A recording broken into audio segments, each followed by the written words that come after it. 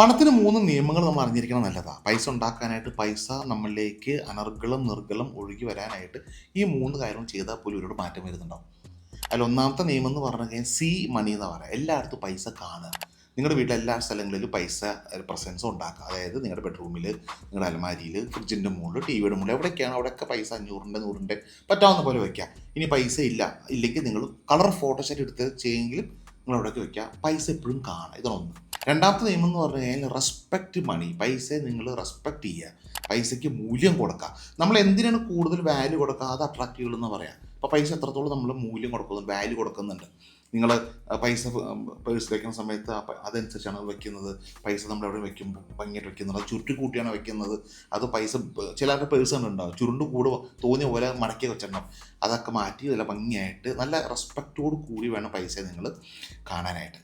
മൂന്നാമത്തത് ഫീൽ മണിയാണ്. പൈസ ഫീൽ ചെയ്യുക.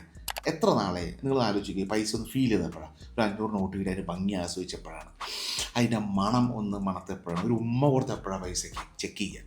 You have to love money, be in love with money എന്ന് പറയാം. അപ്പോൾ അതൊന്ന് ഫീൽ ചെയ്യുക. ഇപ്പോൾ ഈ 3 കാര്യങ്ങളൊന്ന് ശ്രദ്ധിക്കുക. 1 സീ മണി, 2 റെസ്പെക്ട് മണി, 1 ഫീൽ മണി. ഈ 3 കാര്യങ്ങൾ. ഇതിനൊപ്പം തന്നെ നിങ്ങൾ കുറച്ച് കൂടുതൽ മണി ബ്ലോക്സ് ഉണ്ട്, പൈസ ഉണ്ടാക്കാൻ കുറച്ച് പാടൊക്കെ ബുദ്ധിമുട്ടുണ്ടെന്നുണ്ടെങ്കിൽ ഞാനൊരു വെബിനാർ വെക്കുന്നത്, ഫ്രീ വെബിനാറാണ്. മാജിക് മണി മാനിഫെസ്റ്റേഷൻ വെബിനാർ എന്നാണ് പേര്.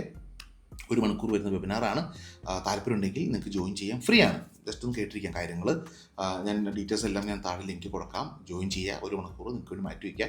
അപ്പോൾ മറക്കണ്ട, ഈ 3 നിയമങ്ങൾ മനസ്സിൽ വയ്ക്കാം, മാറ്റം വരുത്താം.